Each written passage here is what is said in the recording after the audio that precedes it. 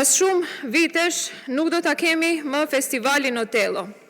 Kjo është bërë e ditur nga publikimi i fondeve të ndara nga Ministria e Kulturës, ku fondet për festivalin e lartë përmendur nuk ekzistojnë.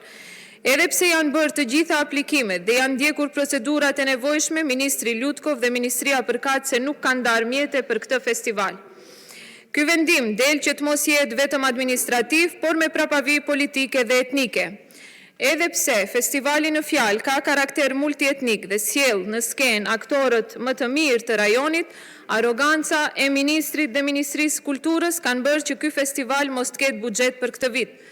Në dramë, folklor dhe botime, kultura shqiptare po trajtohet si dytësore. Të gjitha ata që menaxhojnë me projekte dhe i administrojnë ato, po vendosin kulturën maqedonase në një dominim strukturor, ndërsa ajo shqiptare mbetet në periferi.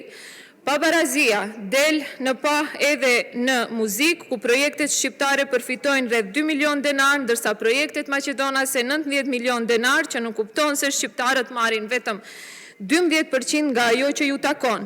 Në artet vizuale, shqiptarët marrin vetëm 6% të buxhetit dhe përbën gati se përjashtim total të projekteve shqiptare në këtë sferë.